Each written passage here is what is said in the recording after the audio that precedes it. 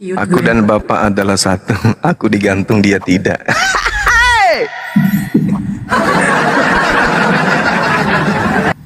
Bis, serasa kehilangan aku, Bang.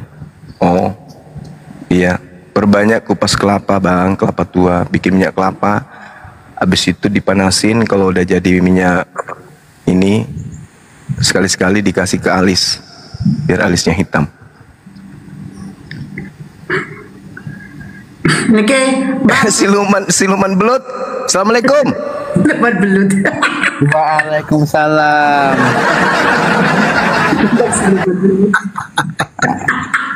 Halo Bang, kan aku belum selesai ngomong Bang.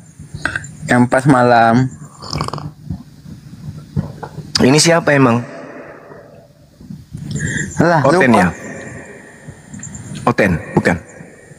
Wis, Bakhtiar pukul dada. Ini siapa ini? Coba disapa dulu tamunya. Ya, Muslim ini Bang. Ini Muslim. Pemula. Kemarin aku belum selesai kok diturunkan kata dia. Gimana silakan? Kan aku belum selesai ngomongnya, malah bahas itu tentang kaum G. Ngomong sekarang, ngomong curhat. Dia lagi patah hati Bang, jadi dia mau curhat dikit katanya Bang. Oh iya, silakan. Muslim dia kan? Yang semalam aku itu minta lanjutkan. Ya, Ya, ini dia Muslim Bang, cuman itu tulangnya agak lunak. Oh, punya kelebihan berarti. Iya. Silakan. dia patah hati Bang. Mana lebih baik Bang, minum Baiklin cair atau minum Baikon cair, itu dia mau nanya Bang. Iya. Beliau Saudara Kim, Kenapa? bisa mendengarkan suara saya pakai hidung? Ya bisa. Oh, bagus. Sholat subuh berapa rakaat? Ini kan yang ditanya-tanya kemarin itu ya? Iya. Kan aku, kan yang nanya kamu, malah kamu bahas yang tentang LGBT. Gimana? Apa sih ini? Enggak, maksud saya kamu itu beneran Islam. Iya. Kan Agama bapaknya apa? Katanya tetangga yang melaporkan bahwa orang tuamu ini bukan Islam. Mana sih yang benar? Bilang siapa undang? Jadi bapak Islam juga? Iyalah. Sholat? Sholat lah. Oh, kalau bapak sholat biasa berapa rakaat kamu lihat kalau sholat subuh? Kan ditutup pakai pintu. Gimana? Oh, berarti nggak pernah sholat dong? Nggak pernah ngajarin dirimu sholat juga? Lah Berarti? kan aku sholatnya di masjid. Gimana? Oh, bapak di rumah sholat? Iya, gimana? Pakai mukena? Kan aku belum selesai yang bertanya yang Enggak, semalam. maksudnya bapaknya di rumah pakai sholat pakai mukena? Enggak lah.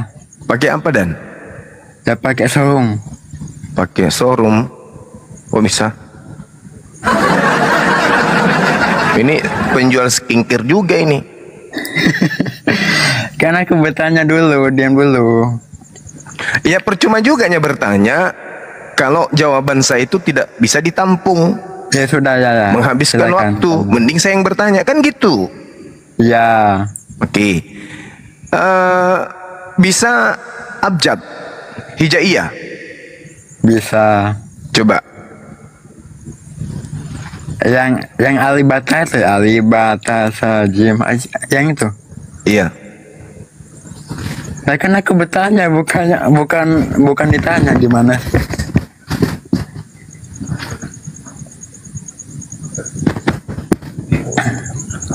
Ya udah, apa pertanyaannya? Saya beri waktu 3 menit. Silakan pertanyaannya apa Kim? Kan pas itu kan malam aku bertanya tentang akal lah, malah Bang Zuma yang bahas yang tentang kaum LGBT. Gimana sih? Ya, gimana? Pertanyaannya apa? Tadi huruf hijaiyah gimana? Sudah? Sudah. Oh. Ini beneran Muslim ini? Iya. Coba mengaji dulu. Alhamdulillah. Bismillah. Bismillah. Baca basmalah. Enggak, aku nih bertanya dulu. Baca basmalah dulu. Iya udah silakan. Apalagi? Lah, dirimu lah yang baca basmalah. Iya dibimbing dengan kamu. Basmalah tahu nggak basmalah? Enggak. Alamak. Ini beneran muslim kok basmalah nggak tahu. Bismillah Bang Kim, Bismillah. Oh bismillah. Cuman gitu aja. Iya. Nggak ada. Itu kan dengan menyebut nama Allah. Terus lanjutannya? Bismillahirrahmanirrahim. Nah, Gitu. ayo Al-Fatihah baca. Iya. Ya udah gitu. Al-Fatihah baca. Alhamdulillah. Al-Fatihah. A'udzubillahi minasyaitonirrajim. Bismillahirrahmanirrahim. Maliki yaumiddin. Karena Kenapa langsung ayat itu? Ayat pertama dulu. Nah itu Al-Fatihah kan? Iya, coba ulang dari pertama. Al-Fatihah. A'udzubillahi minasyaitonirrajim. Bismillahirrahmanirrahim. Dah. Baca Al-Fatihah. Al-Fatihah. Lah, sudah tadi kan? Iya, dari ayat pertama sampai selesai. Lah, kan aku mau selesaikan katanya itu bukan gimana sih? Baca Al-Fatihah ayat pertama apa? Ya Bismillahirrahmanirrahim. Coba baca, ulangi. Bismillahirrahmanirrahim. Alhamdulillahi Rabbil Alamin.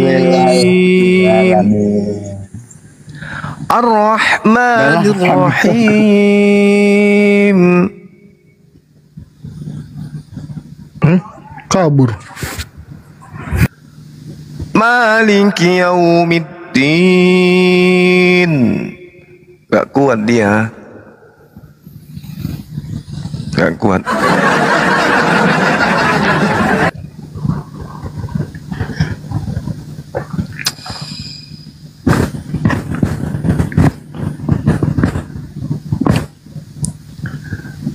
Yang kemarin dibilangnya apa tuh? Sholat subuh 3 rakaat, benar nggak?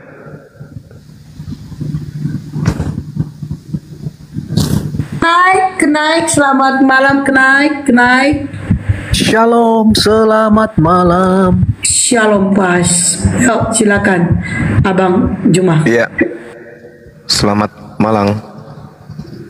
Apa kabar, saudara kenaik? Kabar api-api, Mas. Wes, mantap lah dek nih. Ya udah. Apa yang ingin kita bahas? Diskusi kita pelan-pelan. Apa yang menjadi Bang Grunda Delima di dalam hatinya? Rasa iba terhadap kalian. Itu aja yang ada. Rasa iba kenapa? Karena kami diselamatkan. Justru karena itu. Karena tidak adanya kemudian unsur keselamatan bagi orang-orang Kristen, baik di dalam Al-Quran maupun di dalam kitabnya Kristen itu sendiri. Itu makanya saya iba.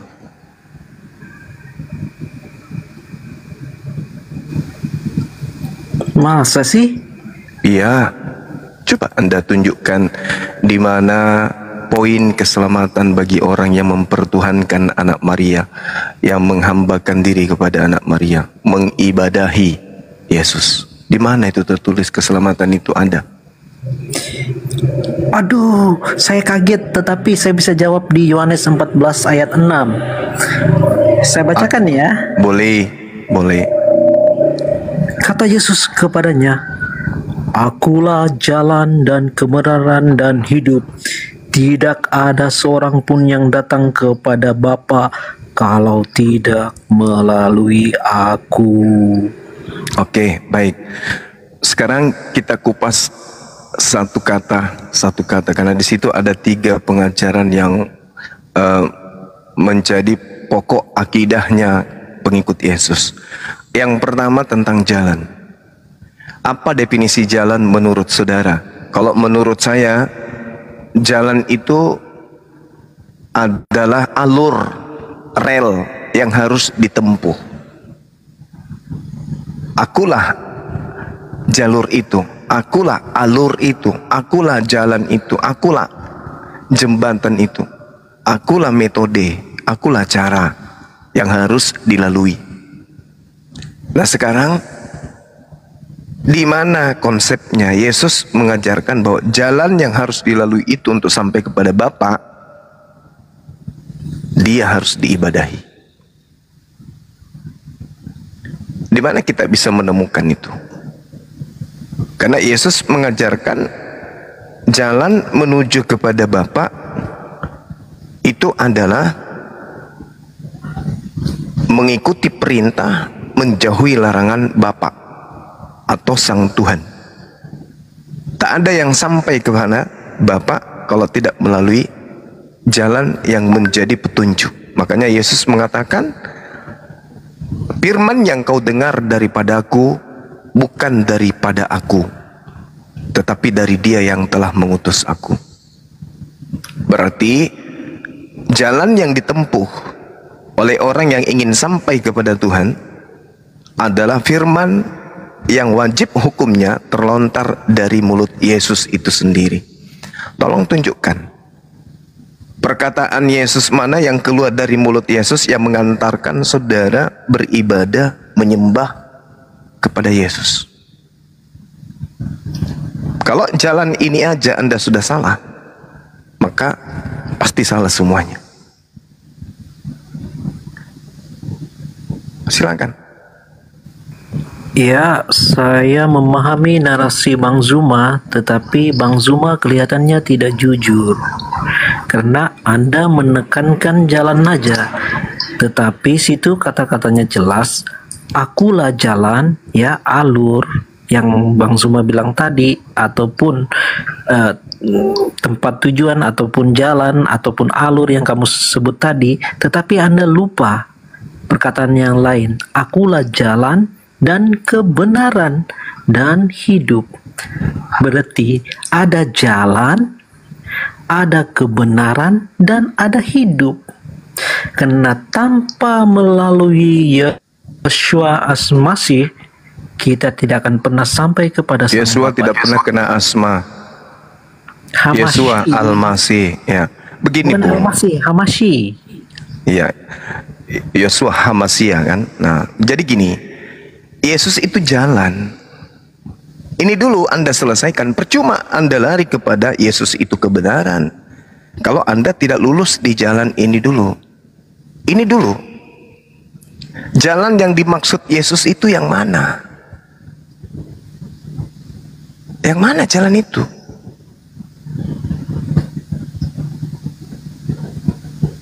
Beribadah menyembah dirinya. Mana dalilnya? Sementara Yesus mengatakan jalan yang ditunjukkan Yesus ketika ditanya, Guru, perbuatan baik apakah yang harus kuperbuat untuk memperoleh hidup yang kekal? Hidup kekal berarti sudah sampai kepada Bapa. Nah, jalan yang ditunjukkan Yesus apa? Perbuatan baik apa yang harus kuperbuat untuk memperoleh hidup kekal itu? Wahai Guru, apa kata beliau? Jangan membunuh. Ini yang pertama. Jangan membunuh. Sedangkan Kristen berdiri pada pondasi pembunuhan. Apakah sudah sinkron? Jalan yang ditunjukkan Yesus jangan membunuh dengan pembunuhan terhadap Yesus itu sendiri. Nyambung nggak di situ? Anda masuk nggak dalam level pertama, tangga pertama, jangan membunuh? Masuk nggak Kristen di situ? Kalau Kristen masuk ke dalam tangga pertama, jangan membunuh, maka Kristen tidak akan menerima korban yang dibunuh di atas tiang pohon. Itu dulu. Kalau Anda justru berkongko-kongko dengan iblis yang menyediakan kematian bagi orang-orang yang menuhankan ke orang yang dikutuk di atas pohon ini, Anda nggak lolos berarti. Level pertama aja Anda udah salah. Jangan membunuh. Artinya jangan ada penyaliban. Jangan ada pembunuhan. Kalau tak ada pembunuhan, tak ada penyaliban, tak ada Kristen. Sama dengan ketika ditanya, guru, perbuatan baik apa yang harus kuperbuat untuk memperoleh hidup yang kekal? Jangan membunuh, alias apa? Jangan menyalibkan. Jangan menombak, jangan menampar, jangan memukul, jangan membunuh, jangan menggantung orang di atas tiang salib. Itu poin pertama. Kristen lolos gak di sini? Enggak. Mana ada Kristen tanpa pembunuhan? Gak bisa. Gak ada, gak ada. Gak ada Kristen tanpa pembunuhan. Poin pertama ini aja, Kristen sudah tidak masuk dalam kategori sampai kepada hidup kekal. Gak bisa. Gimana Anda mau sampai kepada hidup yang kekal? Kalau perintah Yesus jangan membunuh aja sudah dilanggar. Dan justru kemudian pembunuhan dianggap sebagai sebuah solusi. Bagaimana caranya orang yang membunuh kedua orang tuanya bisa masuk hidup yang kekal? Bagaimana caranya orang yang memperkosa anak kandungnya, memperkosa ibu kandungnya, memperkosa saudara-saudaranya bisa mendapatkan hidup yang kekal? Jawaban gereja adalah percaya bahwa Yesus mati di atas tiang salib untuk menanggung dosa-dosa tersebut. Wow. Berarti untuk kemudian selamatkan orang-orang pelaku maksiat ini harus pembunuh. Bertentangan dong dengan ajaran Yesus. Guru, perbuatan baik apakah yang harus kuperbuat untuk memperoleh hidup yang kekal? Jangan membunuh. Nah, Kristen lolos nggak di situ? Saya jawab ya. Silakan. Saya merasa iba kepada Bang Zuma karena tidak mengerti ketika Tuhan Yesus dibunuh, tidak ada orang Kristen di situ. Bagus. Karena Kristen itu disebut pertama kali di Antioquia. Bagus. Makanya Bapak baca dulu. Narasi Bapak panjang tapi nggak nyambung. Baik. Gitu loh, kalau Pak. begitu, Kasian kan Bapaknya. Kalau begitu, kalau di situ tidak ada Kristen, berarti pelaku dosa termasuk iblis berkarya pada saat itu. Siapa yang menikmati karyanya?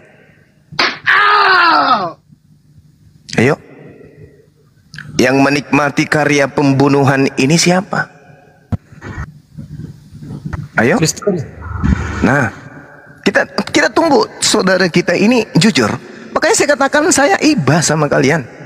Bukan Kristen yang melakukan penyaliban, bukan Kristen yang merasuki Yudas, bukan Kristen yang berkhianat, tetapi iblis. Iblis yang berkhianat. Yesus mengatakan dalam Yohanes 6 nomor 70, bukankah aku yang memilih engkau yang 12? Satu di antaramu adalah setan. Matius 26 nomor 4, imam-imam kepala mahkamah agama melakukan tipu muslihat. Tipu muslihat itu adalah perbuatan setan. Matius 26 nomor 59, orang Farisi, mahkamah agama, imam kepala dan orang Yahudi bersekongkol kemudian untuk melakukan kesaksian-kesaksian palsu. Kesaksian palsu itu adalah perbuatan setan. Matius 27 nomor 18, Gubernur Pilatus mengetahui bahwa mereka orang-orang Yahudi menyerahkan Yesus untuk dibunuh karena dengki. Dengki adalah sifat hasad yang diusung oleh setan. Pertanyaannya, Kristen boleh tidak hadir di situ. Tapi ketika berbicara mengenai hasil yang dihasilkan oleh karya iblis, siapa yang menerima itu? Siapa yang panen atas pekerjaan iblis? Siapa yang menjadikan perbuatan iblis itu sebagai hadiah aliran kepercayaan? Siapa yang menjadikan pembunuhan terhadap anak orang ini sebagai jalan menuju ke surga? Siapa? Hadiah yang diberikan oleh iblis di atas tiang pohon, itu yang nerimanya siapa? Yesus mengatakan, Matius 12 nomor 38 sampai nomor 40, camkan baik-baik. Angkatan jahat ini dan angkatan tidak setia ini minta sebuah tanda, dan tidak akan diberikan satu tanda pun kepada mereka kecuali tanda Yunus. Sebab Yunus 3 hari 3 malam dalam perut ikan, demikian juga anak manusia 3 hari 3 malam di perut bumi. Hari ketiga dia harus bangkit. Itu tanda untuk siapa? Untuk angkatan jahat. Siapa yang menerima karya ini, pembunuhan ini? Yang beriman, yang percaya bahwa anak manusia bangkit pada hari ketiga. Itu siapa? Siapa? Karesteng. Nah, ada tisu nggak? Ya, sekali lagi saya merasa iba kepada Bang Zuma karena tidak mengerti apa yang dia paparkan. Ya, kalau cuma berkata seperti itu, ya itu ibaratkan boneka dikasih baterai di remote dan disetting perkataannya, peduli amat dengan apa yang ada di sekitar. Sekarang begini, Yesus mengatakan bahwasanya ketika ditanya, Guru, perbuatan baik apa yang harus kuperbuat sehingga aku masuk ke dalam surga? Yesus mengatakan jangan membunuh. Lantas Anda mengatakan, oh bukan Kristen yang membunuh. Oke, itu sama halnya Yesus mengatakan jangan mencuri. Lalu Kristen mengatakan, oh tidak ada Kristen di situ, Kristen tidak mencuri. Tapi Kristen ini adalah orang yang memakan hasil curian. Bukan orang Kristen yang mencuri, tetapi orang Kristen yang makan hasil curian. Beda atau sama? Kalau ada pencuri, ada penada, sama nggak posisinya? Boleh saya tanggapi sebentar, Bang? Sabar dulu, sabar. Sama nggak posisinya? Mencuri motor dengan penada. Oke, Kamu, ya. kamu mencuri ya, aku yang beli. Kamu yang membunuh, aku yang menuhankan. Sama nggak posisinya? Sama. Ente nggak bisa. Nah, sekarang 12 ya. Ya, silakan. Oke. Kita baca ya. Ya, ayat baca. 1. Pada waktu itu, Satu pada hari perikop. Sabat, Yesus Satu perikop. berjalan. Satu Ya, perikop yang terkait dengan tanda Yunus aja, nggak usah Ya. melebar ke apa. betul. Ya, Silakan. Yesus berjalan di ladang karena lapar, muridnya melihat itu berkatalah orang Farisi, tekankanlah orang Farisi kepadanya, lihatlah muridmu. Tapi Beda Yesus kepadanya, perikop itu, Bang. Perikopnya terkait dengan apa yang tertuang di tanda Yunus. Pernah belajar Iya. Bible nggak nih? Pernah belajar Bible? Iya. Ya, tanda Yunus kok iya? bicarakan itu kepada ahli-ahli Taurat, orang Farisi dan Sudiki, bukan orang Kristen. Gimana sih Bapak Baik. ini? Oke. Ini adalah ahli Taurat dan orang Farisi. Sekarang Paulus ini ahli Taurat, orang Farisi bukan? Iya. Oke, bagus. Oke, dan iya. Sekarang yang mengajarkan kemudian ente 13 buku itu Paulus atau bukan? Paulus. Lalu kenapa Anda mengatakan di situ bukan Kristen? Di dalam Kisah Pewarta 24 nomor 5, Paulus ini adalah tokoh Kristen. Betul. Nah, lalu yang Anda ingin sangka di sini apa? Sebelum Paulus menemui Tuhan Yesus, dia adalah ahli Taurat itu. Tetapi ketika dia mengikuti Tuhan Yesus dan menjadi orang Kristen, dia berubah menjadi Kristen yang soleh. Nah, sekarang mana ajaran Yesus tentang orang Kristen?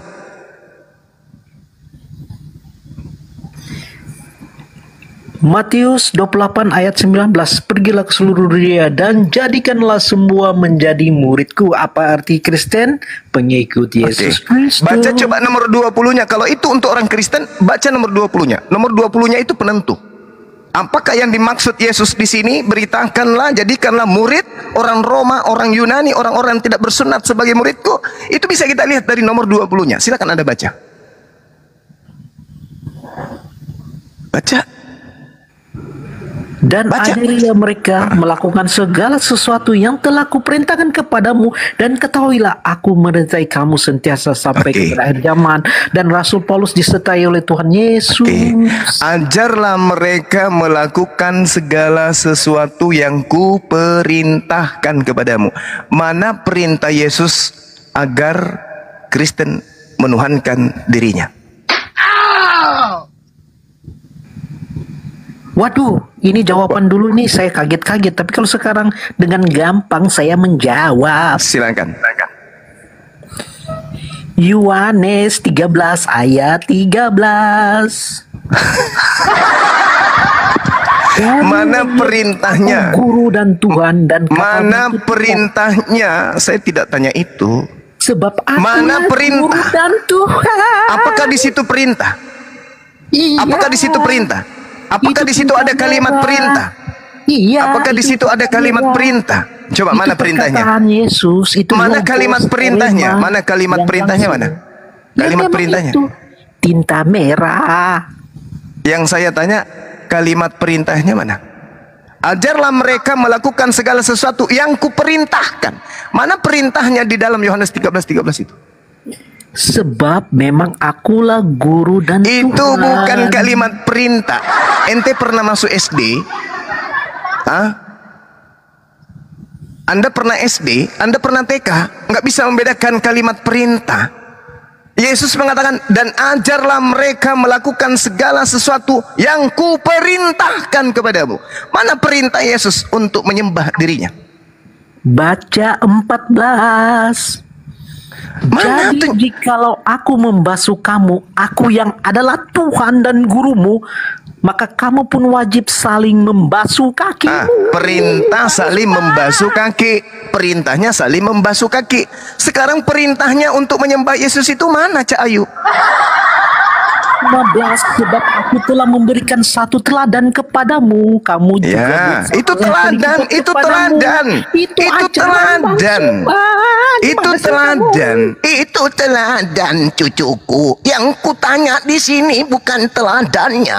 Yang kutanya di sini perintahnya Dewa Yesus agar kalian menuhankan itu di mana tertulis? Huh? Ajaran sudah saya bacakan. Ini orang sakit ini Bang Juma dari tadi. Ini orang sakit ini. Mana perintahnya? Yang kita minta perintah Yesus mana? Untuk menyembah dia mana? Sudah Malu. saya bacakan tadi. Mana perintahnya di situ? Dia cuma memerintahkan saling membasuh kaki. Iya, jikalau Membasuh aku kaki adalah itu apa? Tuhan Itu dan pekerjaan gurumu. budak, mencuci kaki orang lain. Itu pekerjaan Iya. budak. Yang Dia saya mengajarkan minta teladan. bukan perintah membasuh kaki. Yang kutanya mana perintahnya menyembah dirinya itu mana? Mana? Mana? Malu. Enggak. Malu. Ya, Tunggu, saya sabar nangkap dulu. Dulu. Biar yang kaku otaknya ini diterapi dulu. Mana perintahnya? Ajarlah mereka melakukan segala perintah yang telah kuperintahkan. Mana perintahnya beribadah kepada Yesus? Malu? Tidak malu. Ya udah, tunjukkan perintahnya mana? Malu? Yohanes 13 ayat 32. Malu? Jikalau Allah dipermuliakan di dalam dia, Allah akan mempermuliakan Bukan dia perintah juga itu, di aduh. dalam dirinya. Yang saya tanya perintah untuk menyembah Yesus itu mana? Kalau memuliakan Yesus itu memang ada perintah itu. Dia akan memuliakan aku, bukan dia akan beribadah menyembah kepadaku. Nah sekarang perintahnya untuk beribadah seperti yang kalian lakukan ibadah minggu itu mana? Meow. Meow. Malu. Aku lagi Malu. nangkap. Tidak malu. Sabar bang, yang kejang otak dulu yang kita terapi. Saudara 70 kali 7 ini kan kita kenal. Ini yang kejang otaknya ini para kali ini. Mana tunjukkan dalilnya perintah Yesus beribadah kepadanya itu mana? Bang Zuma, Anda ini sehat ya? Jangan loncat-loncat seperti itu, Pai. Tidak ada yang loncat. Saya hanya fokus satu pertanyaan itu saja. Ajarlah mereka melakukan segala sesuatu yang kuperintahkan kepadamu. Mana perintah Yesus? Mana? Sudah kamu jawab tadi itu kan. Mana? Mana? Mana? Malu, malu. What noise apa ini? Malu. Malu, ternyata nggak mampu menunjukkan perintah Yesus untuk beribadah kepadanya. Malu. Malu, ternyata nggak mampu menunjukkan. Loh, dia tidak perlu mengajar karena dia adalah Tuhan. Akhirnya KO. Akhirnya keok. Kan dia mengatakan, ajarlah mereka melakukan segala sesuatu yang kuperintahkan kepadamu. Ampun.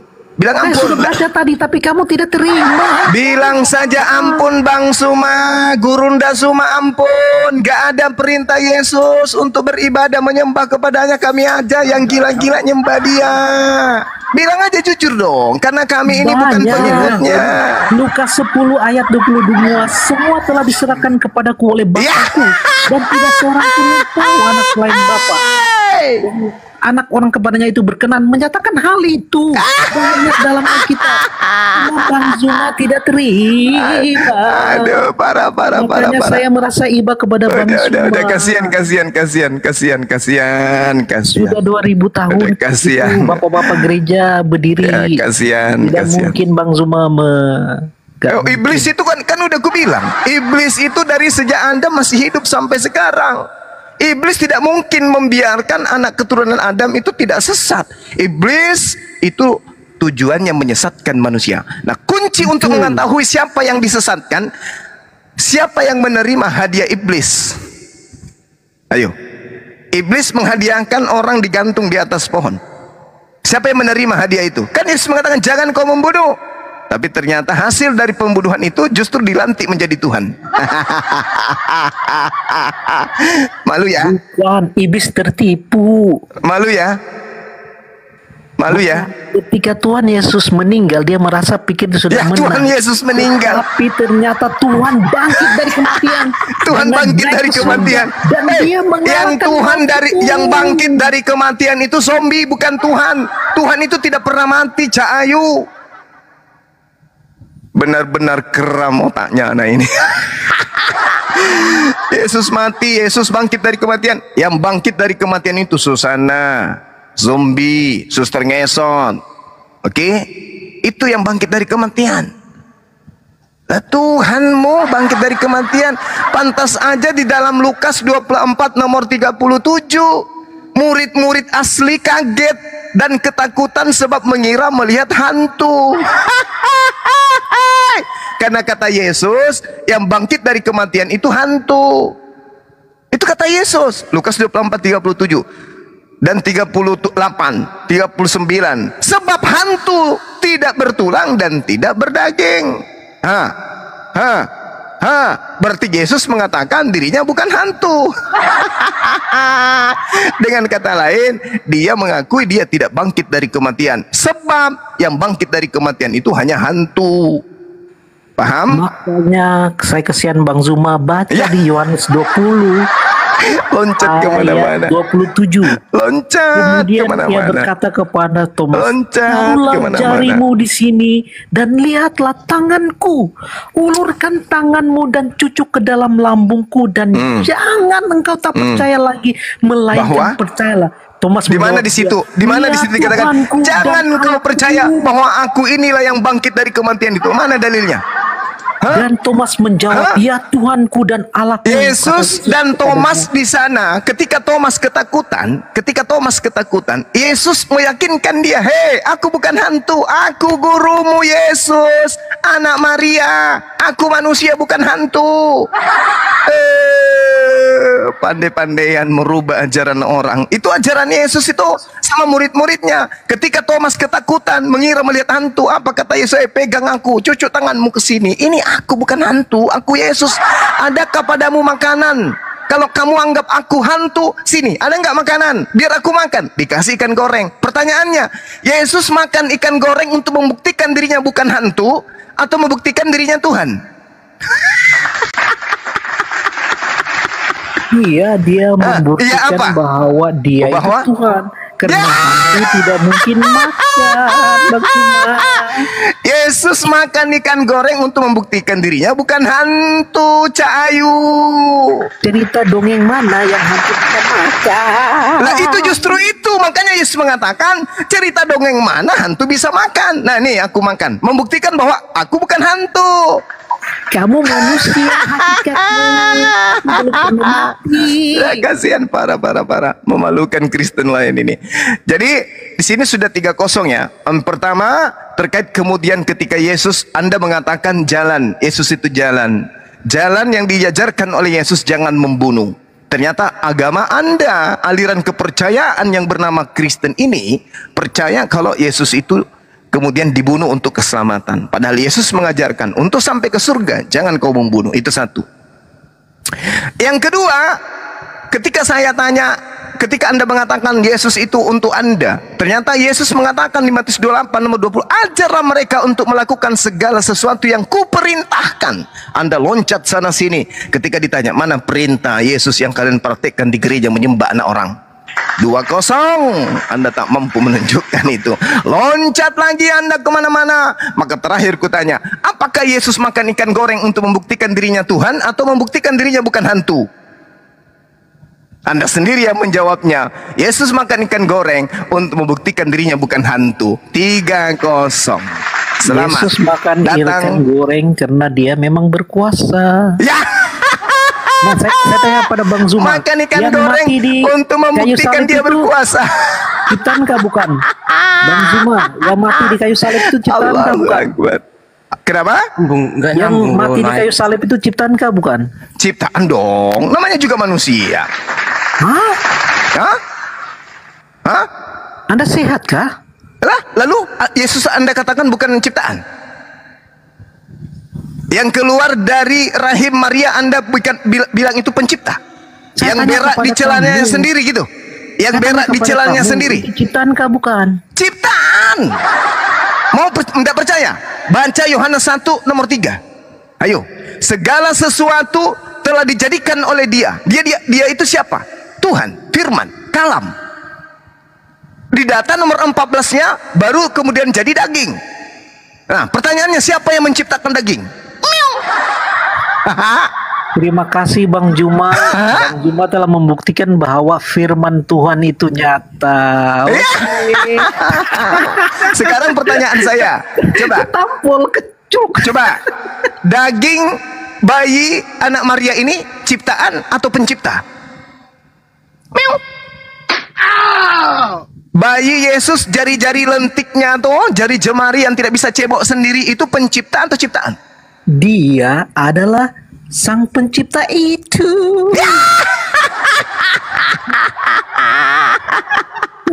Berarti sudah kamu jawab tadi. Kalau bayi Yesus itu adalah dengar. Kalau bayi Yesus itu adalah pencipta, sekarang pertanyaannya tua mana bayinya Maria dengan Maria? Tua mana? Tua mana? Ya, antara Maria dengan bayinya Maria. Tua mana? Jelas saja pencipta yang lebih tua, kan dia kekal. Oh, berarti lebih tua bayi Yesus daripada ibunya. Ya, dia adalah firman sang Bapa. Saya tidak tanya itu. Saya tidak tanya. Saya tanya, apakah bayi Yesus lebih tua dari ibunya? Saya sudah mengatakan kekal. Kamu mengerti arti kekal? Yang saya tanya, bayi yang menangis Lukas 27 nomor 11 berarti pencipta netek ke ibunya, gitu. Jadi menurut kamu Bunda Maria itu ciptaankah bukan? Menurut kamu Bunda Maria itu ciptaankah bukan? Jadi lebih tua bayi daripada ibunya. Ya, saya tanya kepada kamu, Bunda Maria itu ciptaankah lebih bukan? tua bayi daripada Maria. Saya sudah mengatakan dia kekal. Saya tidak tanya kalau dia kekal itu kenapa dia jadi mayat. Ada-ada aja. Sekarang pertanyaan saya. Siapa bilang dia jadi mayat selamanya? Dia di surga sekarang, bro. Nggak jelas. Aduh. Saya ini tadinya tisu untuk nangis, ternyata saya butuh tisu karena air mata saya tertawa terus keluar dia. Bukan, saya itu Kupikir menangisi tadinya kamu, Bang ini cuma Zuma. stadium 5. Ternyata ini Iya. sudah terakhir dia stadiumnya ini. Sikit lagi dia masuk rumah sakit jiwa. Sebenarnya saya menangisi kamu, saya tidak butuh Sekarang tisu. Anda ditertawakan dan akan banyak orang yang mualaf dari Kristen karena Anda mengatakan Maria lebih muda daripada anaknya. Bayi Yesus yang berak di celana, yang pipis di celana ternyata lebih tua dari ibunya. Hei, tidak salah Al-Quran saya mengatakan kalian itu orang tak berakal. Baca Kolose 1 ayat 5. Kolose itu apa? Apa itu Kolose? Apa itu Kolose? Hah? Kolose itu apa? Surat jemaat. Surat siapa? Suratnya siapa? Kolose 1 ayat Hati Kolose. 15, 16, 17. Aduh, parah. Baca dong. Apa itu Makanya Kolose? jangan Kutanya dulu. ketawa Apa dulu. itu Kolose? Apa itu Kolose? Kolose adalah surat Paulus kepada jemaat Untuk? di Kolose. Untuk di Kolose. Ada nggak surat Yesus yang seiram, perkataan Yesus yang seirama dengan surat Paulusmu itu? Ada nggak? Bacalah ayat 15, 16, 17. Bacalah. Jadi Anda mengatakan malam ini bayi Yesus yang berak di celana itu, yang tidak bisa cebok sendiri itu lebih tua dari ibunya. Hanya orang gila yang bisa menjadi penganut agama Kristen. Saya Oke? bacakan kamu agar jangan ada dusta di antara Hanya kita. orang gila yang bisa memahami ajaran kau itu. Hanya orang gila yang tidak berakal sehat yang bisa kemudian memahami agama Anda itu. Aliran kepercayaan bayi lebih tua dari ibunya hanya dianut oleh agama warisan penjajah Belanda. Selesai kita. Dia Oke? mengatakan kita Udah, gila, tetapi sudah. pencipta Anda penemuan memalukan itu orang Kristen lain. Anda memalukan Kristen lain dengan mengatakan yang kasihan. anak Maria lebih tua dari Maria. Udah. Anda turun dulu, turun. Anda cari pendeta, jilat anusnya. Mudah-mudahan dengan Anda menjilatnya Anda bisa waras sedikit. Turunkan host. Ini akan menghancurkan gereja kalau dia masih di sini. Bagus. Assalamualaikum. Waalaikumsalam warahmatullahi wabarakatuh. Maaf ya teman-teman Kristen, sebenarnya saya mengajak saudara tadi ini untuk diskusi baik, memberikan edukasi, memperlihatkan kemudian jati diri wibawa agama Kristen, aliran kepercayaan bernama Kristen ini. Tapi ternyata seperti yang Anda lihat dan Anda saksikan sendiri, dia mengakui bahwa bayi Yesus lebih tua daripada ibu yang melahirkan dirinya. Saya sebenarnya tak mau tertawa, tetapi karena sedih sekali maka mau tidak mau kita harus tertawa. Silakan. Karena lucu. Assalamualaikum warahmatullahi wabarakatuh. Waalaikumsalam warahmatullahi wabarakatuh. Allahu Pandi, Akbar. Bang Pandi. Saya bikin kopi dulu, silakan Bunda. guru-guru saya silakan. Pak Desugi, lanjut. Tadi sore juga saya terapi tuh bocah banyak Pak. Sama, begitu juga jawabannya. Saya terapi tadi dia itu. Aku Dia aja bilang ya, ibu lebih tua daripada anak lebih tua dari ibunya. 70, kau setuju nggak tadi tuh? Kok bisa Yesus lebih tua dari ibunya? Aku aja capek dengarnya, ngelantur kemana-mana nggak jelas. Oh, Ditanya kamu A, aja. jawab B. Kamu aja pusing apa jijik teh.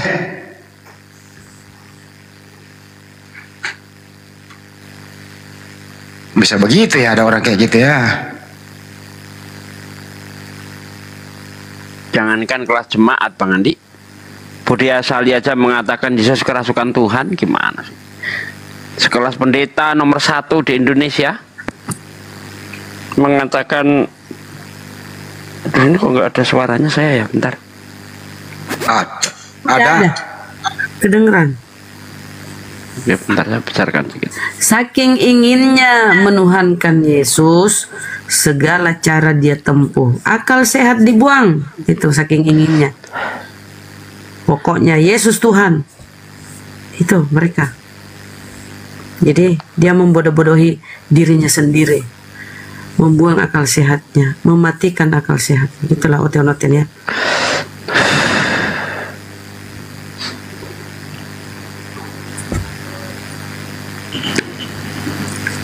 Alan Saputra. Assalamualaikum Alan. Kristen Muslim, selamat malam. Ya, Alan. selamat malam.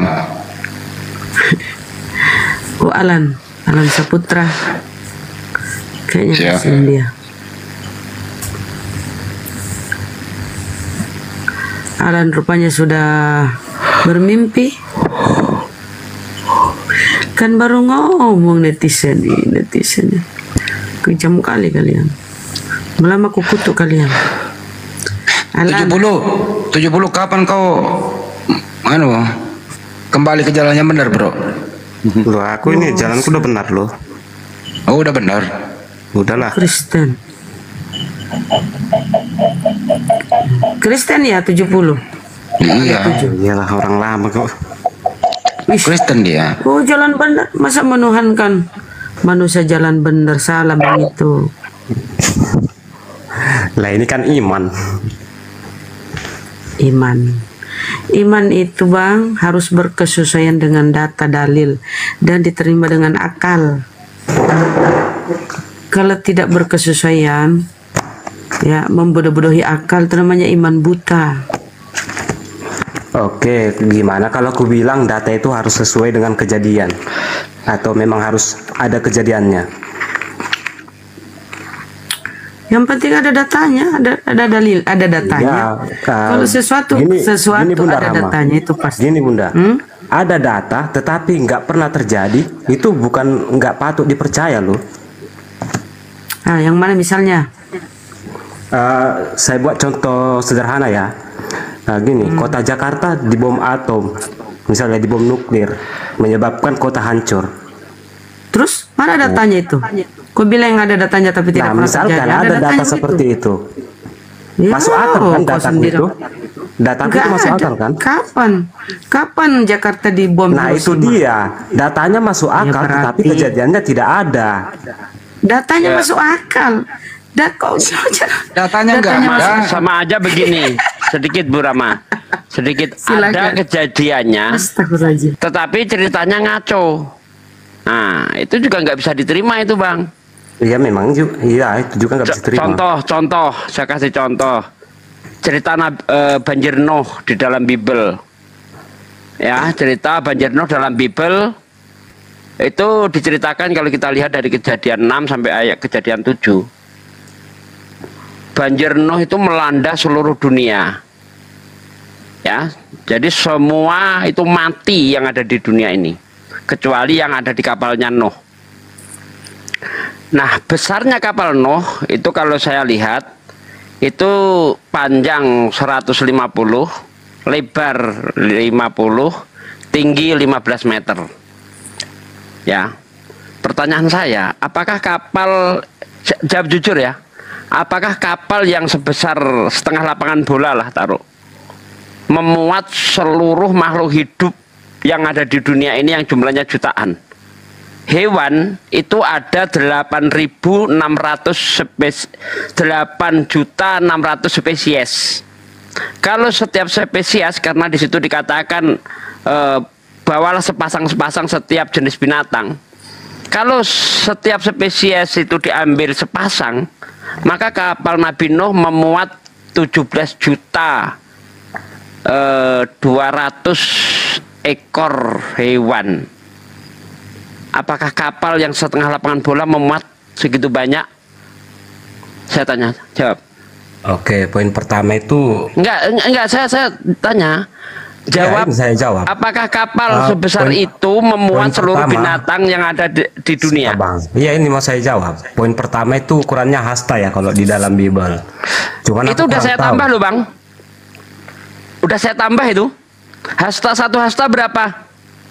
Nah ini saya nggak tahu, kurang tahu satu hasta berapa. Tapi Itu nggak sampai 1 meter, Bang. Tetapi hastanya menurut hasta orang dulu, bukan hasta Oke, sekarang. hastanya orang dulu 2 meter, oke? Oke, kita bikin 2 meter, sah? Nggak bisa. Nggak apa-apa, Satu- nanti kita nggak ikuti tahu. aja. Satu hasta itu 0,4572. 0,4572. Udah, saya bonusin deh 2 meter. Berarti panjang 300 meter, lebar 100 meter, tinggi 30 meter, ya kan? Apakah yang selebar lapangan bola saya jawab, sanggup menampung seluruh saya binatang jawab yang ada? poinnya langsung pertanyaan abang ini. Nah, ini poin kedua. Itu langsung. dulu, itu dulu. Iya. Sebentar. Saya jawab langsung pertanyaan abang ini. Artinya poin kedua ini, sanggup nggak kapalnya Nuh untuk menampung semua hewan yang ada di dunia ini? Nah, kalau kita merujuk ke teori evolusi, jangan kita berpikir kalau hewan yang ada di dalam kapalnya bahteranya Nuh itu adalah jumlah hewan sekarang ini, jumlah jenisnya. Kalau sesuai teori evolusi, bisa aja jumlah hewan pada saat itu masih sedikit. Nah, hewan yang sekarang ini itu adalah evolusi dari hewan yang ada di dalam bahtera Nuh itu. Artinya, misalnya satu spesies hewan yang ada di dalam Nuh itu sekarang itu bisa aja misalnya menjadi 100 karena hasil evolusi. Oh, berarti kamu percaya hasil evolusi? Ya, percaya hasil evolusi. Oh, percaya. Berarti kalau kamu percaya evolusi, nggak ada Adam di kitab, buang kitab. Yang menyangkutkan Adam dengan evolusi apa? Karena menurut teori evolusi, manusia asalnya dari kera. Ini harus kamu percaya nih. Padahal kitabmu mengatakan manusia pertama adalah Adam. Bang, kalau percaya penuh. Sekarang kamu percaya Bang, manusia dari kera. Bedakan dulu. Kenapa standar ganda? Gak boleh. Ini abang kurang pengetahuan mungkin di biologi ya. Bedakan evolusi dengan teori evolusi. Lah, emang berbeda bang. Ada teori evolusi itu perubahan bentuk ya, yang tadinya manusia bang, itu salah, ya bang. kera. Dari sini aja bang, ini akal-akalan. Bisakah orang buktikan kepada saya bahwa binatang-binatang yang sekarang itu hasil evolusi? Buktikan ke saya coba. Sebentar bang, kayaknya abang nggak paham geologi. Teori evolusi itu adalah suatu teori atau suatu model yang masih berkaitan, yang masih bisa dikaitkan dengan ilmu biologi. Artinya ilmu mutasi genetika.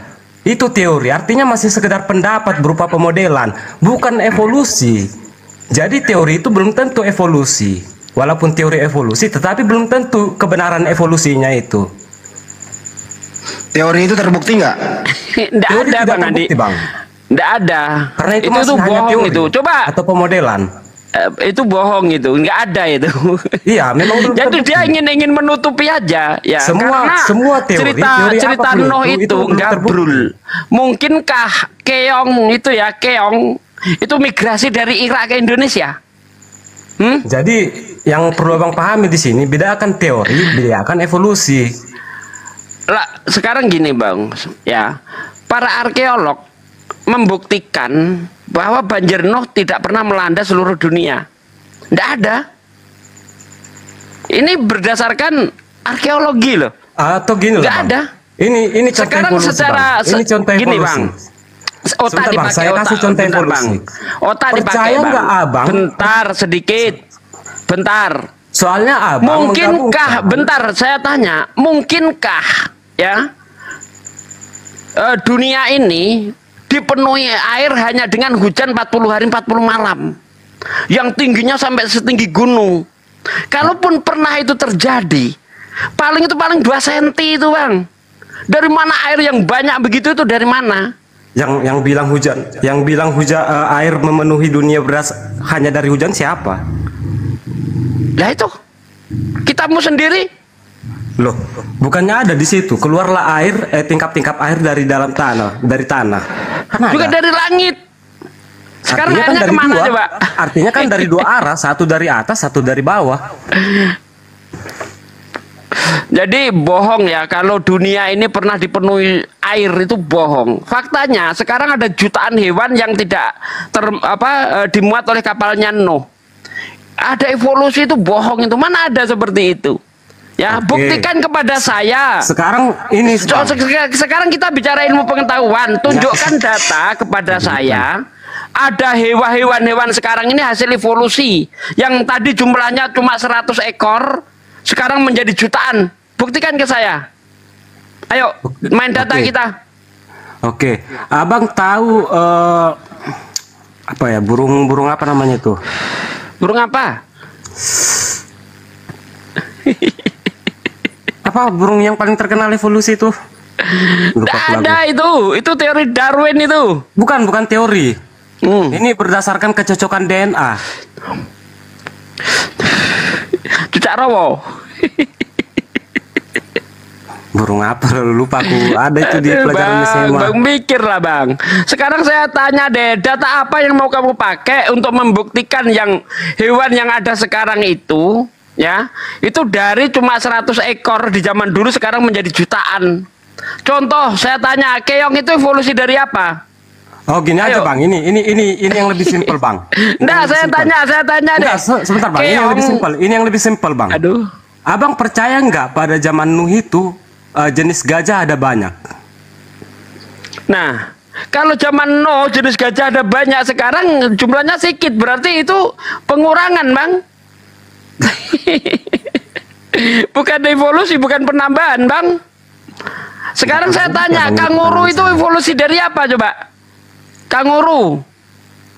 Kalau dia bukan evolusi, adakah kanguru migrasi dari Irak sana loncat-loncat sampai ke Australia? Hah? Bang, abang jangan mencecar pertanyaan yang lain gitu. Misalnya gajah lah dulu. Pada zaman Nuh mungkin hanya ada satu jenis gajah. Nah, pada zaman sekarang, zaman hari ini, itu ada berapa jenis gajah?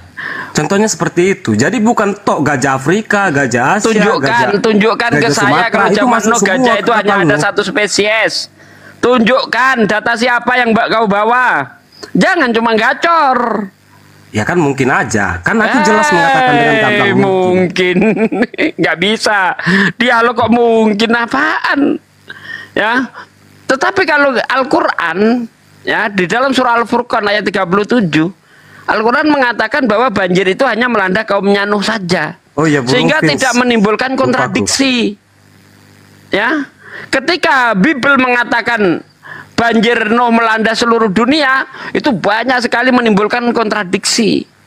Ya, tidak sesuai dengan fakta. Ya, salah satunya itu tadi, dari mana jumlah hewan yang sekarang itu jumlahnya itu jutaan spesies? Dari mana? Emang ada penciptaan kedua gitu? Apakah hewan itu bisa menciptakan dirinya sendiri? Berarti kamu menyangkal dong Tuhan Sang Pencipta, mengandalkan teori evolusi. Evolusi teorinya Darwin kau pakai. Sekali lagi bang, sekali lagi saya bilang, bosan saya mengatakan, bedakan evolusi, bedakan teori evolusi bang. Lah iya, sekarang evolusi itu contohnya, saya kasih contoh, misalnya kanguru itu dulu dari hewan ini berubah jadi kanguru, coba kasih. Coba kasih dong. Gini bang, kalau masalah spesifik itu bukan kapasitas saya untuk Aduh, menjelaskan. itu cuma gacor namanya. Gacor. Tidak ada ilmuwan yang bisa membuktikan bahwa hewan ini berubah dari hewan ini atau hewan ini berubah menjadi jenis macam-macam. Nggak ada seperti itu. Mana ada? Gini bang, saya bukan mau membahas evolusi itu secara spesifik bang. Abang minta pembuktian evolusi, ya tentu saja itu bukan pembahasan saya, bukan ranah saya. Saya hanya tahu tentang evolusi itu ada. Bang, spesies, ya spesies. Misalnya monyet kawin sama monyet sampai kapanpun tetap hasilnya seperti itu. Gorila kawin sama gorila hasilnya tetap seperti itu. Kalau memang terjadi perubahan, seharusnya dulu hewan yang di masa Nuh itu dulu ada, misalnya monyet, sekarang monyetnya hilang, ganti spesies baru. Tapi faktanya kan tidak. Gitu loh, harusnya spesies ini kawin, ya kan, menghasilkan spesies yang lain. Seharusnya spesies yang itu udah nggak ada lagi, sudah berubah dia. Apa ada kayak gitu tuh?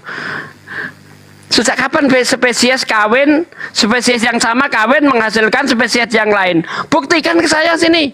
Kucing, sekarang kucing kawin nih, lama-lama berubah jadi kecoa. Coba buktikan. Sebentar bang, abang nggak percaya kalau ada mutasi genetika berdasarkan lingkungan? Iya, tapi dia tidak menghasilkan hewan yang lain, tidak ada. Menghasilkan spesies yang berbeda itu nggak ada, bang. Mana ada? Yang ada misalnya zebra kawin dengan kuda, ya kan? Dia tetap aja jenisnya hampir sama itu. Nggak ada kok kuda kawin sama zebra menghasilkan kambing. Nanti kambing kawin sama kambing menghasilkan. Mungkin itu mana ada seperti itu? Salah pemahaman ya. Jadi contohnya gajah Afrika dengan gajah Sumatera itu spesiesnya sama nggak? Beda. Nah ya udah, itu mutasi genetika itu bang. Oke, kalau memang itu terjadi, ya kalau memang itu terjadi, kenapa sekarang gajah Afrika nggak berubah lagi? Kalau memang ada perubahan, seharusnya setiap beberapa saat berubah, seharusnya seperti itu. Tapi kan tidak ada. Loh, mana ada gajah Jawa, tetap aja gajah Jawa. Gini bang, mutasi genetika itu berdasarkan lingkungannya. Jadi dia nggak akan berubah lagi kalau lingkungannya nggak berubah. Silahkan Anda buktikan ya, gajah Jawa kau bawa sekarang ke gajah Afrika, apa lama-lama dia berubah? Enggak, mana ada. Ayam Jawa kau bawa ke Afrika. Sekarang kita sering melihat. Bentar. Abang kira mutasi genetika itu berlangsungnya seumuran manusia? Enggak bang, butuh waktu lama bang. Jadi nggak bisa. Kalau iya, tapi kan harus ada tahap. Kalau abang bilang buktikan, saya nggak bisa membuktikan. Nggak bisa, cuma gacor doang. Karena proses mutasi genetika berdasarkan lingkungan itu butuh waktu yang lama, bang. Bang, ayam Arab ya, di Indonesia ini ada ayam Arab.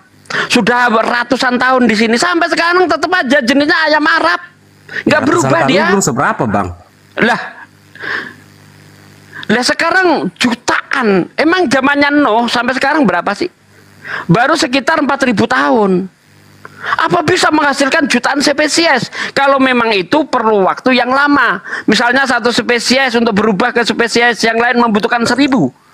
Bagaimana dengan jutaan hewan yang ada sekarang? Nggak masuk juga. Nggak sesuai, nggak bisa. Mana ada seperti itu?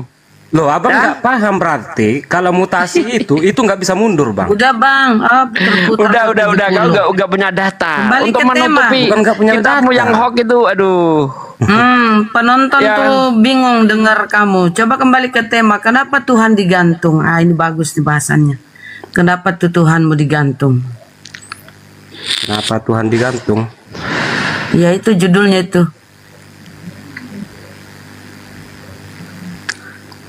Ini pertanyaannya pun nggak jelas ini sebenarnya. Siapa mau jawab ini? Tetapi kalau pertanyaannya kenapa Yesus itu disebut Tuhan baru? Tapi kan Yesus bisa, tapi kan Tuhan atau gini aja, kenapa Yesus mati gitu aja? Kenapa Yesus? Ya entahlah. Sama kalau ini gimana nih host, dia mau menawar ya udah ikuti aja bikin nyaman. Kan sama itu. Boleh ya bang. Kenapa Tuhan mau mati? Ya karena memang dia dibunuh lah. Di dalam Bibelmu kenapa Tuhan Yesus tidak terhampiri digantung? Ya karena dia digantung. Di dalam Bibelmu Tuhan tidak terhampiri maut. Atau silakan guru. Aduh, iklan sorry ya. Iklan ulang kak. Atau guru ndak mau masuk. Karena di dalam Bibelmu bang, Tuhan itu tidak terhampiri maut. Siapa yang melihat Tuhan pasti akan binasa. Nah ini Tuhanmu melihat manusia dia yang binasa. Mana ini Tuhanmu yang mati? Tuhan itu abadi. Tuhan tidak melampaui maut. Ya benar. Ya, Tuhan tidak terhampiri maut. Iya benar. Terus kenapa kau mengingatkan Tuhan mau mati? Loh, Yesus kan bangkit. Ya kan mati. Ya kan nggak masalah matinya, yang penting bangkit. Loh, matinya bermasalah. Oleh sebab itu Yesus mati. Apa gunanya kematian itu kalau bangkit lagi? Ya kalau nggak mati gak ada Tuhanmu, bro. Baca di Roma 14:9. Nggak, maksud untuk saya itulah gini. Kristus mati. Maksud saya gini. Untuk itulah ini datanya ada ya, bunyinya ya. Untuk itulah Kristus mati dan hidup kembali supaya ada kata supaya itu menjadi kisah Tuhan. para rasul ya. Ke Roma 14:9. Jadi Tuhanmu itu nggak ada Tuhanmu kalau nggak mati dulu, pakai dulu drama-drama kematian gitu loh, mati dulu. Nggak bisa jadi Tuhan kalau nggak mati. Kenapa tuh? Nanti ya memang karena itu kejadiannya, Kak. Karena kan ya Kristen ini mengimani kejadiannya, bukan mau apapun kejadian Yesus yang terjadi pada Yesus itu. Kalau memang itu kejadiannya, ya itu kami imani. Jadi, Silakan Gurunda. jadi bukan masalah mati atau hidupnya. Seandainya pun, andai Yesus nggak mati, ya udah kami imani. Kayak itu ya, kayak film-film vampir ya. Intinya kan Tuhan kejadiannya Yesus. itu, ya udah itu. Iman itu kan basisnya kejadian. Pertanyaannya, berarti bertentangan dalam Bibelmu sendiri. Tuhan itu tidak terhampiri maut. Makanya Yesus bangkit, saya jawab. Tetapi Anda ngotot, tetapi kan ngati, saya jawab lagi. Gitu Ya aja kan, nanti terus kalau sampai mati itu, berulang-ulang. apakah mati itu menurut kamu apa definisi mati itu? Mati secara apa dulu? Biologis atau apa? Yesus mati secara apa? Ya secara dua-duanya lah, secara biologis sama secara religius. Ya dua-duanya lah. Pokoknya Tuhanmu mati. Secara Kau biologis ya. mengiyakan, ya Tuhan mati. Padahal dalam Bibelmu Tuhan tidak terhampiri maut. Bener deh. Saya kok akhir-akhir ini bingung menghadapi oten-oten ya. Saking ngeyelnya. Saking Kan sudah saya yang jawab. memahami Bibel. Tuhan tidak terhampiri maut. Ya benar. Yesus mati, tetapi Yesus bangkit lagi. Apakah maut menghampiri dia selama-lamanya? Kan enggak. Artinya dia mati tuh. Ya artinya maut itu Silakan dikalahkan. Gurunda. Jadi gini Bung, kalau Anda mengatakan bahwa Yesus itu adalah Tuhan yang terhampiri maut, yang ngajarin Anda itu siapa gitu? Karena Tuhan itu kan kekal. Yang disebut kekal itu tidak akan pernah tersentuh sedikit pun dengan sifat makhluk. Karena sifat makhluk itu fana. Dia kekal. Tuhan itu kekal. Berarti pada dirinya tidak tersentuh dimensi makhluk. Alam Ya, semesta ini fana. benar yang Anda katakan itu. Tetapi terus? dalam hal itu, yang Anda maksud itu, ya kami juga ada percaya. Dalam hal itu ya kami percaya kalau yang Anda katakan itu sesuai yang Anda katakan itu, yaitu adalah Bapa, Sang Bapa. Nah, sekarang masalah Yesusnya, kenapa Yesus Tuhan gitu? Ya. Nah, sebenarnya Yesus itu bukan Sang Bapa itu. Kalau Anda tadi mengatakan Tuhan itu tidak tersentuh maut, ya benar, itulah Sang Bapa itu sendiri. Nah, terus Yesus ini siapanya? Ya firman-Nya Bapa. Ya, firman-Nya Bapa itu apa? Perkataannya. Nah, perkataan Bapa itu apa ke Bapa? Iyalah, udah berulang-ulang saya bahas ini sama Bang Juma. Bagaimana bisa Anda mengatakan perkataan Tuhan itu adalah Tuhan? Ya kalau aku menuruti perkataan Tuhan, yang saya turuti siapa? Ya Tuhan. Ya udah. Nah, itu kan beda. Beda pernyataan saudara dengan pertanyaan terakhir. Gini Bang Juma, maksud saya perkataan itu keterangannya itu siapa? Perkataan Bapa itu keterangannya itu siapa? Kan Bapa itu sendiri namanya juga perkataan Bapa, ya keterangannya Sang Bapa. Cocok. Memang bentuknya beda. Tapi keterangan Bapa itu bukan Bapa. Keterangan Bapa ya Bapa. Maksudnya Bang Juma gini pasti. Apakah Bapa dan Yesus itu satu bentuk gitu? Maksud Bang Juma mungkin gitu. Bukan. Dari perkataan saudara yang mengatakan bahwa Yesus itu adalah firman, itu sudah selesai sebenarnya. Ya udah, Yesus itu firman, berarti di situ ada kesalahpahaman, ada kesalahan yang sengaja atau tidak disengaja. Yesus itu bukan firman. Kata siapa Yesus itu firman? Ya, Siapa yang ngajarin Anda kalau Yesus itu firman? Kan ada di situ Yohanes menulis. Kan Yohanes yang mengatakan. Rasul Ada Yohanes. nggak Yesus mengatakan bahwa aku adalah firman? Di Wahyu. Di mana itu dia katakan? Aduh, malas aku bukannya. Ntar ya. Wahyu 1. Enggak, maksud saya gini, di mana Yesus pernah mengatakan itu? Kalau Wahyu itu kan ditulis di Pulau Patmos pada tahun 100-an. Yang saya tanya ini, di mana Yesus mengatakan itu kalau dia adalah firman? Oke, pertama itu perkataan Yesus adalah firman itu pertama itu dari Yohanes. Itu menurut Yohanes. Yesusnya yang saya tanya, Bung. Yesusnya. Oke, Yang saya tanya itu Yesusnya. Yesus di mana dia mengatakan bahwa aku adalah firman. Yesus pertama malah Yesus- mengatakan Yohanes 14:24, firman yang kau dengar dariku. Berarti firman itu perkataan. Iya kan? Berarti Ya, firman Tuhan Bang. perkataan Intinya Tuhan. aja Bang, yang Abang permasalahkan itu gimana sih sebenarnya? Yang saya permasalahkan itu tanggapan Anda yang mengatakan bahwa Tuhan itu mati, pencipta alam semesta itu mati.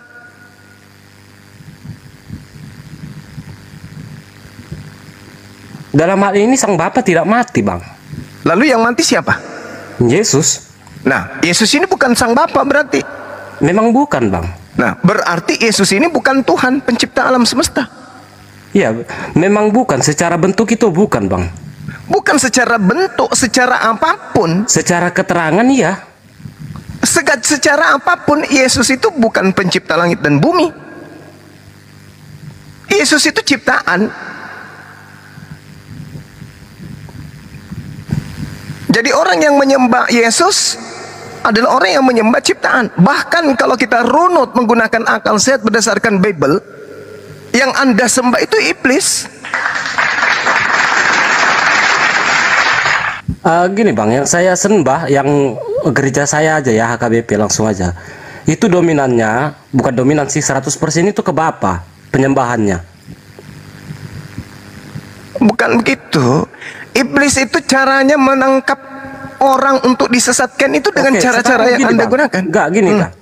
Tadi Abang mengatakan, ada narasi saya dengar dari Abang, kita bilang aja seluruh kekristenan itu menyembah iblis gitu, narasi dari Yes. Abang.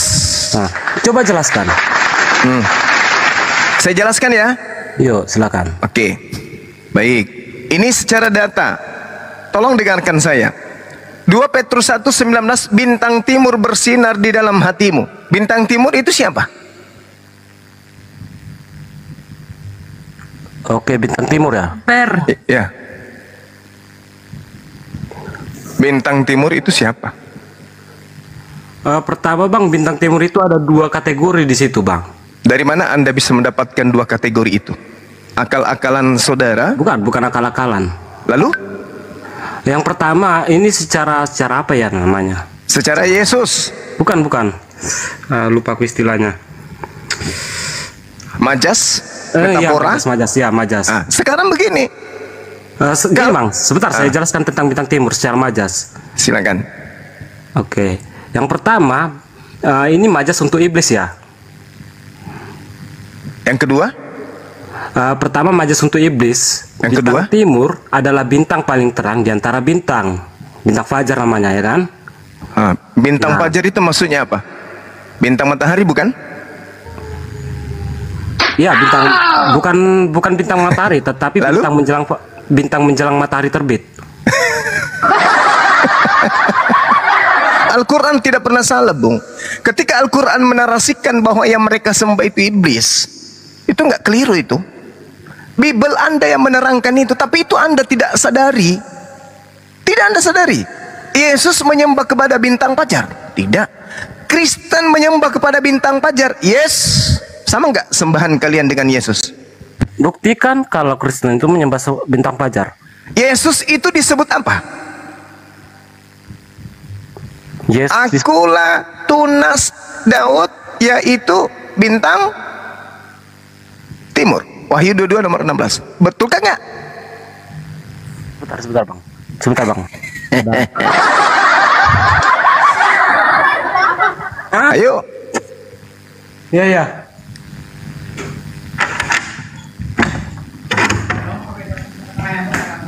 Iya. Apa Bang? Mohon maaf Bang. Akulah Yesus, tunas, yaitu Daud. tunas Daud. Digelari apa aku di situ? Akulah Yesus sebagai tunas Daud. Digelari apa dia? Yang mana itu bang? Aku, aduh, udah lupa aku. Wahyu 22 nomor 16. Wahyu. Ya, kitab Anda yang dituliskan di Pulau Patmos itu, yang kemudian dijual untuk kemudian orang-orang Roma Yunani. Karena ini kitab Wahyu, ini kitab mimpi, bukan ditulis untuk orang Yahudi. Ini ditulis untuk orang Roma, di mana Roma itu percaya terhadap dewa matahari. Baca kitab saudara. Aku Yesus telah mengutus malaikatku untuk memberi kesaksian tentang semua itu kepadamu bagi jemaat-jemaat. Aku adalah tunas, yaitu keturunan Daud, bintang timur yang gilang gemilang. Bintang timur ini apa maksudnya? Ya kan tadi sudah saya jelaskan. Kalau secara majas Alkitab itu sendiri, iblis. Bintang timur itu untuk merujuk kepada iblis itu juga, atau ya, putra fajar kalau di. Ya, sekarang tolong tunjukkan di dalam kitab Tanakh Elohim itu disebut dengan bintang timur. Itu di mana tertulis? Oh, enggak ada. Sekian banyak gelar Tuhan yang datang kepada Nabi Musa, Abraham, Ishak dan Yakub, tak ada pernah kemudian Tuhan disebut dengan bintang timur. Betul? Sebentar bang, saya jelaskan dulu bang. Kenapa bintang fajar disebut iblis? Pertama, iblis itu adalah malaikat yang paling wah lah gitu di antara malaikat lain. Namanya kalau namanya bahasa Ibrani itu Helel. Ya. Nah, itu mengapa disebut iblis itu bintang fajar, karena dia malaikat yang paling wah dari antara malaikat lain. Terus? Itu majasnya. Nah, Yesus sendiri manusia paling wah di antara seluruh manusia. Ya enggak juga, bukan seperti itu. Coba Anda baca Yesaya 14. Baca satu perikop. Saya tahu itu. Ya, silakan. Iblis yang kemudian disebut bintang fajar, putra matahari. Putra fajar, bukan putra matahari, putra fajar. Fajar itu matahari, Bu. Ya. Bukan fajar ke matahari. Fajar itu kejadian, kondisi. Putra fajar, fajar menyingsing, itu maksudnya matahari menyingsing. Putra fajar berarti putra matahari. Dewa Romawi menyembah putra dewa matahari, makanya kalian ibadah Sandai, hari matahari. Yesaya 4. Gini bang, abang kan mengutip perjanjian lama, itu belum ada dan juga perjanjian Romawi, baru bang. Gimana? Makanya jangan dicampur. Perjanjian lama itu belum ada sangkut paut Romawi. Oh, bukan. Kitab perjanjian lama ini lebih dulu ada, dan itu kemudian sebelum masuk di meja Kristen, di meja gereja, lebih dulu kemudian dilakukan koreksi demi koreksi untuk mencocokkan dengan konsep aliran kepercayaan orang Roma. Maka kitabnya orang Yahudi ini diedit, dikoreksi. Itu ada penjelasannya semua, bang. Kalau kita menggunakan majas itu ada penjelasannya, bang. Perjanjian lama Anda enggak? Kalau menggunakan majas itu ada penjelasannya, bang. Kenapa fajar itu disebut Tuhan, bintang timur itu disebut iblis. Kalau secara majas itu ada penjelasannya. Lu udah mana, Bang Zuma? Aku ada di sini. Oh iya. Tolong buka diri, lembutkan hati Anda dulu.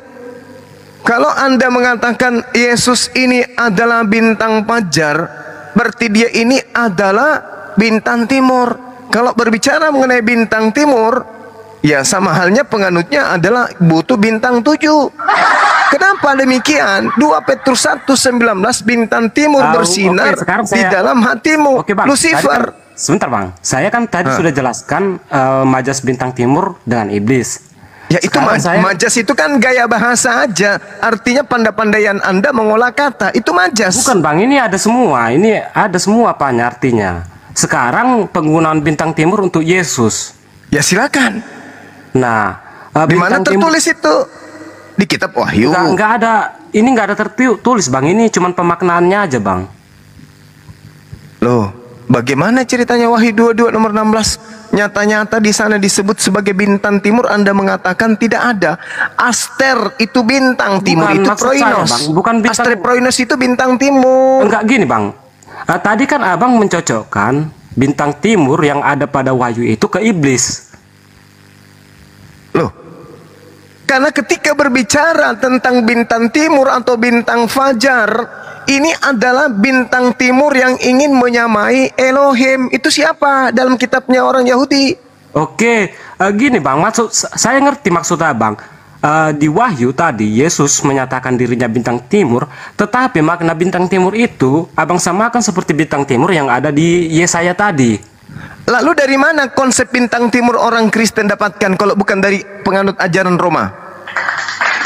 Kalau bukan dari Yahudi, berarti internal Romawi. Berbicara mengenai internal Romawi berarti berbicara mengenai dewa-dewa mereka. Lucifer dong jadinya. Gimana dong? Bukan gitu bang, kan Lalu saya dari ada mana? penjelasannya, cuman dari tadi nggak sempat menjelaskannya karena langsung abang potong-potong. Ya silakan Anda jelaskan. Oke, kita Oke. tinggalkan Yesaya 14. Oke. Sekarang bintang timur yang ada di perjanjian baru ini itu dari mana? Di Wahyu, oke.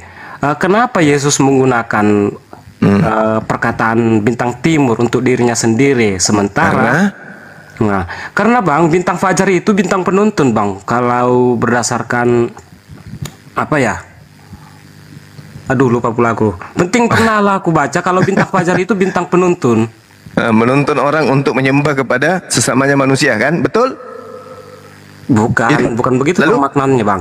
Bintang Iblis penuntun, itu juga penuntun, saudaraku. Menuntun manusia untuk ke neraka kematian kekal. Itu iblis juga menuntun, membisik manusia agar manusia itu ikut itu dengan kan penjelasan dirinya. abang. Saya belum selesai menjelaskan. Bang. Lalu iblis ini menuntun orang atau tidak? Bang, sebentar bang. Kalau saya lagi menjelaskan jangan ditambah-tambah penjelasan abang. Oke, nanti abang boleh menjelaskan sama mau abang, nggak saya komentari. Nah, silakan. Kenapa dikatakan bintang timur itu bintang penuntun? Apakah maksudnya seperti penuntun-penuntun yang lain? Bukan, tetapi bintang timur adalah bintang yang paling terang, penuntun dalam kegelapan, pada waktu hari gelap, atau kata lainnya di dalam kegelapan. Jadi yang terang itu menuntun di dalam kegelapan. Jadi seperti itulah maknanya. Itulah makanya Yesus itu kan jalan katanya, jalan kebenaran. Artinya dari dia Yesus itu sendiri yang nuntun supaya sampai kepada kekekalan. Kata Itu siapa? maknanya. Kata siapa? Kan itu penjelasanku bang, kataku lah. Ya, Anda dapatkan ilmu itu dari mana? Yang menuntun Anda kan? Yang disebut Hillel itu kan? Bukan, kan saya Lalu saya siapa? bilang kalau konteksnya bintang timur, Hillel yang ada di Yesaya dengan bintang timur yang ada di api itu kan independen. Iya, sedangkan Anda kemudian mengartikan bintang timur versi Anda sendiri. Iya kan? Iblis Bang, pun menuntun manusia, menyesatkan. Yang namanya menyesatkan itu jelas mengajak manusia itu menganggap suatu keburukan menjadi baik. Karena kenapa? Coba Anda lihat Yesaya 14 nomor 14. Kan bukankah kitab saudara itu asasnya itu dihasilkan dari bagaimana kemudian penggenapan yang ada menurut metode pembuatan daripada kitab kanonisasi. Bagaimana kemudian orang-orang menganggap bahwa yang ada di kanon ini sudah berkesesuaian dengan apa yang ada di PL Perjanjian Lama menurut tanggapan gereja-gereja Origen, Lucian dan Hezesius. Nah, Anda hadir kemudian di tahun ini 2024 memberikan suatu pemaknaan, penafsiran buah dari apa yang Anda kemudian ingin imani terhadap Yesus. Tadi kan saya sudah mengatakan dan saya pertanggungjawabkan itu berdasarkan data bahwa yang kalian sembah itu iblis. Nah, itu bang. Silakan. Kalau memang penjelasan abang seperti itu ya oke, silakan, nggak apa-apa. Tadi kan sudah saya jelaskan kalau bintang timur itu adalah penerang di dalam kegelapan atau penuntun yang terang di dalam kegelapan. Tetapi kalau abang mau memaknai ngotot kalau bintang timur itu adalah Hillel, ya udah nggak apa-apa, monggo. Jadi kan begini, Bung. yang dikatakan penuntun, yang dikatakan penerang itu adalah satu objek yang membuat orang itu menemukan aspek kebenaran. Sekarang ketika Anda menemukan diri Anda beribadah, memperhambakan diri, memperbudak diri kepada majikan Anda, kepada Tuhan Anda, kepada junjungan Anda, kepada Theos Anda bernama Yesus, supaya terang keadaan prosesi perenungan ibadah Anda, tolong tunjukkan alat penerangnya itu apa? Berupa sabda Yesus, firman Elohim. Adakah? Kalau tidak ada, berarti iblis sedang menuntun Anda menuju kepada kegelapan. Gimana bang?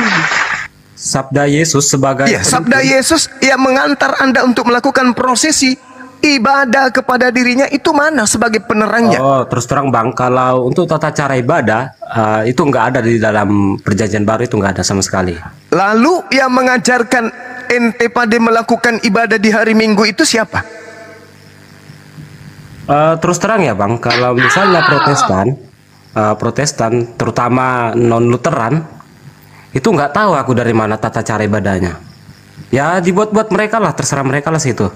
Oke, sekarang begini Bung, saya ingin mengutip satu data aja.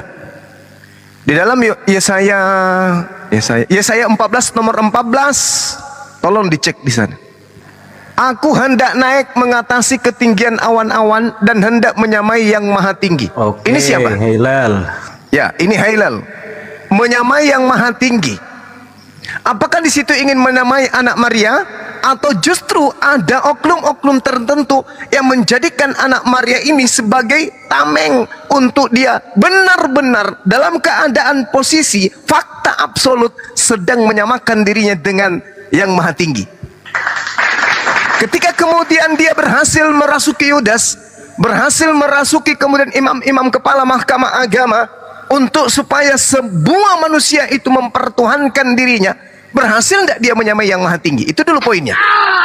Ketika kemudian sebagian orang menyembah yang maha tinggi, sebagian juga orang menyembah dirinya yang diajarkan bahwa mati di atas tiang pohon, apakah dia berhasil kemudian menyamai yang maha tinggi? Itu dulu poinnya. Oke, poin yang abang maksud itu, nyanya itu siapa? Nyanya itu yang menyanyuki nyunas di atas yang alim, sehingga ada pengakuan iman, sehingga muncul aliran kepercayaan di luar ajaran keturunan Abraham, yaitu menyembah anak manusia dengan mengatakan dia adalah anak Tuhan. Ketika kemudian iblis berhasil menyuguhkan kemudian oknum korban di atas tiang salib, maka muncul orang-orang yang mempertuhankan korban di atas tiang salib ini. Sekarang untuk mengukur, menakar kebenaran daripada ilmu yang saya sampaikan, mantik yang saya uraikan, coba Anda sampaikan kepada saya dengan jujur dan benar. Siapa punya, langsung aja bang, poin pertama aja dulu, siapa bang, yang menginginkan kemudian terjadinya penyaliban secara absolut poin berdasarkan aja, Bible? bang. Jangan langsung banyak poinnya. Itu cuma satu poin aja, tergantung cara Anda untuk menyikapi dan memahami pernyataan saya. Sekarang begini, penyaliban terhadap poin anak manusia aja, bang, tentang anak Tuhan. Poin ya, tunggu. Penyaliban yang terjadi terhadap anak manusia ini, yang mengawali ide ini itu siapa? Oke, poin pertamanya dulu ya bang. Ya, tentang silakan. anak Tuhan. Pertama bang, bukan seperti yang abang katakan, bukan manusia yang menyatakan kalau Yesus itu anak Tuhan, tetapi Tuhan itu sendiri. Oke, berarti kalau Tuhan yang Anda maksud ini Tuhannya orang Kristen, orang Roma, Tuhannya orang Roma atau Tuhannya orang Yahudi? Ya Tuhan segala bangsa bang. Jangan begitu. Oke, saya layani ya bang. Ya, itu Tuhannya orang Yahudi atau Tuhannya orang Romawi? Oke, pertama kita dapat dari mana datanya Tuhan itu sendiri yang menyatakan Yesus itu anaknya sendiri. Contoh, kita ambil secara global. Kejadiannya dulu bang, kejadiannya kan. Ya, silakan. Mungkin Yohanes 3 mungkin. Ketika Yesus dibaptis. Ya, terus? Nah, ketika Yesus dibaptis itu daerahnya di mana? Sekarang dia itu dibaptis sebagai orang Yahudi atau orang Kristen? Ya dibaptis sebagai orang Yahudi lah. Kristen Oke, kan belum ada pada saat itu. dalam pandangan orang Yahudi, Bapak dan Anak itu, apakah Anda ingin mengatakan bahwa Bapak dan Anak ini adalah antara satu hakikat atau komunitas yang sama, atau di situ bercerita tentang Tuhan dan hamba Tuhan? Gimana Bang? Antara Bapak dan Anak, apakah Anda memahami itu adalah anak dalam perspektif sebagai Tuhan itu sendiri, anak ayam adalah ayam, anak sapi adalah sapi? Oke, Atau langsung saya antara jawab aja. Bapak dan Langsung saya Anak di jawab aja, situ Bang. adalah antara hamba Langsung saya dan jawab Tuhan? aja Bang, gak usah panjang-panjang. Silakan. Kalau secara perspektif manusiawi, ya udah jelas anak dan ayah dan anak itu ya berbeda gitu, beda hakikat. Karena memang beda gimana ya, beda objek, beda roh, beda semualah. Penting semualah berbeda, antara ayah dan anak itu individu yang berbeda. Itu secara apa ya? Ya secara akal sehat lah gitu. Berarti Yesus atau Tuhan atau Bapak mengakui Yesus itu anaknya sama dengan Tuhan mengakui Yesus itu adalah hambanya, betul? Tuhan mengakui Yesus sebagai hambanya? Yes. Tidak ada pernah Tuhan berbicara seperti itu, tapi Yesus sendiri yang berbicara seperti itu. Sekarang Yesaya 42 nomor 1 itu siapa yang dimaksud di sana? Itulah hambaku yang kukasihi, kepadanya aku berkenan. Aku akan menaruh rohku di atasnya. Itu siapa? Oke, berarti abang setuju kalau nubuatan itu untuk Yesus ya? Boleh. Oke. Enggak apa-apa. Berarti Yesus di situ sebagai apa? Enggak bang, maksud saya kan enggak. Jangan Anda merasa menjebak saya. Saya tanya dulu, di situ Yesus sebagai apa? Ya udah, Yesus itu sebagai hamba. Saya kan selesai kita kan. Berarti ketika ada pemahaman, maksud saya, sabar. merujuk perjanjian baru, nggak pernah ada Tuhan mengatakan Yesus. Tetapi tiba-tiba abang merujuk perjanjian lama. Ya saya nggak tahu. Oh, jadi ketika di perjanjian baru tidak ada Yesus disebut hamba. Ya Yesus itu sendiri yang sebut, kan sudah saya katakan tadi. Hah? Yesus itu sendiri yang Yesus menyebut. tidak pernah disebut hamba di dalam perjanjian baru. Ya pernah, tapi Yesus itu sendiri, bukan Tuhan yang menyebutnya, tetapi dia sendiri. Nah, karena di dalam perjanjian baru memang tidak ada firman Tuhan. Jangan mimpi kita. Itu maksud saya. Kalau Yesus mengakui dirinya sebagai hamba, harusnya Anda mengimani Yesus itu sebagai hamba atau tidak? Ya saya imani bang sebagai hamba. Oke, berarti Yesus dalam hal ini hamba Tuhan, bukan? Ya memang iya. Maksud abang gimana? Makanya kan dia melayani. Hamba itu kan melayani. Hamba itu pelayan. Oke.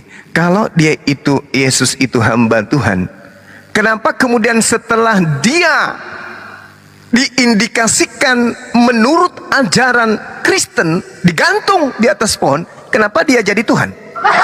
Yesus kayak yang digantung atau iblis ini yang menggantungkan dirinya sendiri untuk disembah? Maksud abang gini, apa nggak boleh Tuhan itu menjadi hamba gitu? Anda masih sehat kan?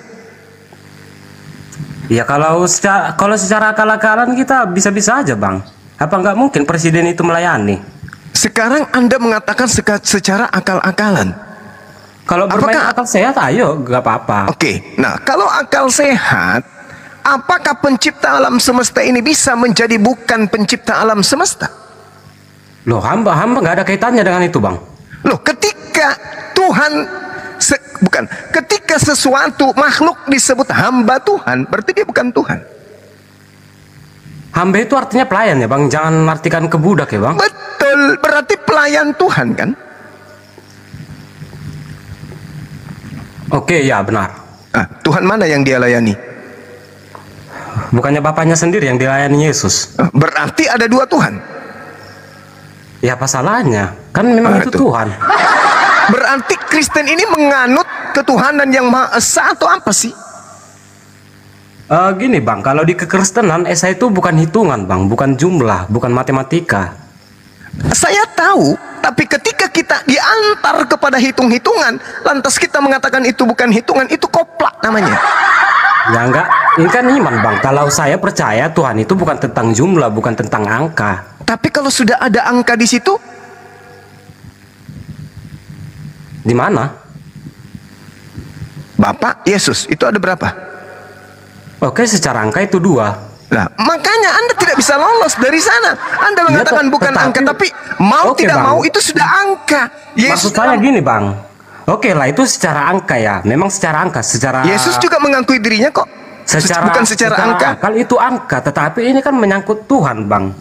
Yesus mengatakan dalam Yohanes 8, aku dan Bapa adalah 2. Mau kemana kita? Nah, 1 di situ, Bang. 2, saudaraku. Coba Anda baca. Yohanes 8. Situ. 2. Engkau menghakimi manusia, aku tidak menghakimi satu manusia pun. Akan tetapi ketika aku menghakimi, penghakimanku itu benar, sebab aku tidak seorang diri. Oke, kata monos atau Yohanes. Sekarang saya tanya, sebab aku tidak seorang diri. Kalau Yesus mengaku tidak seorang diri, berarti lebih dari 1 atau tetap 1? Bukan begitu cara memahaminya, Bang. Bagaimana cara memahaminya? Secara objek itu memang 2. Yesus dan Bapa itu secara objek 2. Karena secara objek 2 itu makanya secara angka juga 2. Tetapi mengapa Yesus menyebutkan kalau dia dan Bapa itu secara angka 1? Kan nggak masuk akal. Ya memang nggak masuk akal. Sekarang yang Anda pahami Yesus dan Bapa itu 1, apanya yang 1? Ya karena Yesus itu firmannya sang Bapa. Loh, kenapa jadi kayak begitu? Yesus punya zakar, Bapak punya zakar kagak? Firmannya loh, Bang. La haula wala quwata illa billah. Bung, Anda tadi mengatakan mari kita menggunakan akal. Yesus mengatakan aku gini, dan Bang, Bapak. maksud saya gini, Bang. Kalau kita berbicara Tuhan di dalam kekristenan, mohon maaf ya, terus terang aja, itu nggak bisa kita pakai akal untuk mengukur ketuhanan itu sendiri. Bagus sekali. Berarti kita harus gila dulu untuk menjadi seorang Kristen, betul? Bukan gila, Bang. Lah, orang yang tidak menggunakan akal, ente apa? Hei, saudaraku, orang yang tidak menggunakan akal tapi dia berakal, berotak, itu apa namanya? Saya tanya, Bang, percaya nggak Abang kalau Tuhan itu bisa ditakar dengan akal, bisa diukur? Percaya banget, sangat percaya. Oh, ya sekarang udah, permasalah. Sekarang itu permasalah. imannya Abang, bukannya imanku. Loh, Yesus mengajarkan kasihilah Tuhanmu dengan akal budimu. Ya kan kasihi, bukan menakar. Kasihi itu apa maksudnya? Mengasihi, Bang, bukan menakar. Mengasihi itu maksudnya apa? Oke, Bang, enggak. Ini pertanyaanku ini dulu jawab, Bang. Tuhan, tadi Abang setuju kalau Tuhan itu bisa ditakar dengan akal. Oh, pasti, tak mungkin tidak. Berarti Tuhan yang Abang percaya itu cakupannya akal. Oh, betul. Berarti kalau di luar akal, Tuhan Abang nggak bisa membuat. Kenapa jadi Tuhan saya yang jadi korban? Kenapa jadi Tuhan saya yang jadi korban? Sebentar, Bang. Kalau di luar akal, berarti Tuhan Abang nggak bisa menghendakinya. Oh, tidak, bukan begitu. Oh, ya jadi udah selesai. Berarti selesai lah pembahasan kita sebenarnya dari tadi kalau gini. Apanya yang selesai? Ya udah, Tuhan yang Abang imani itu adalah Tuhan yang masuk akal, yang cakupannya akal. Sementara Tuhan yang kekristenan imani itu cakupannya di luar akal. Artinya kehendaknya tidak dibatasi akal manusia. Artinya kalau begitu, untuk menjadi Kristen, menuhankan Tuhannya Kristen, orang itu harus gila dulu kan? Bukan nggak harus gila, Bang. Loh, Yesus orang yang punya akal, dengarkan dulu. Sebentar, dengarkan Bang. dulu. Ini ada penjelasannya, Bang. Sebentar aja. Yesus sering mengatakan seperti ini, percayalah. Sekedar percaya aja, nggak usah gunakan akal. Artinya kan nggak usah kita gunakan akal. Ini yang saya katakan tadi, analogi tai ayam satu piring, percaya aja bahwa itu adalah nasi kuning. Sementara yang Abang bilang tadi, kalau Tuhan yang Abang imani itu cakupannya akal, bagiku itu bukan Tuhan, Bang. Secara nggak bisa begitu. Secara filsafat itu bukan nggak Tuhan, bisa Bang. begitu. Kalau ada Tuhan memperkenalkan dirinya kemudian dengan cara tidak menggunakan akal manusia, ada satu hal yang perlu Anda pahami, itu bukan Tuhan. Sebentar, Bang, ini belum selesai cakupan kita Tuhan dan akal ini, Bang. Coba saya tanya, berarti semua kehendak Tuhan Abang itu cakupannya akal? Betul sekali. Berarti nggak bisa dong Tuhan Abang melakukan mukjizat? Loh, apa Anda ngerti mukjizat itu apa? Ya, mukjizat itu sesuatu kejadian yang di luar akal, Bang. Salah Anda. Coba jelaskan apa itu mukjizat. Oke, mukjizat itu adalah kejadian yang luar biasa yang terjadi pada seorang nabi. Oke, sekarang pertanyaan saya, bisa nggak mukjizat kejadian itu dijelaskan secara akal? Bisa. Oke. Kenapa tidak? Saya ambil contoh. Saya ambil contoh. Oke, Saya ambil contoh. ya, ini yang saya mau. Kasih contoh. Yesus membangkitkan orang mati. Ya.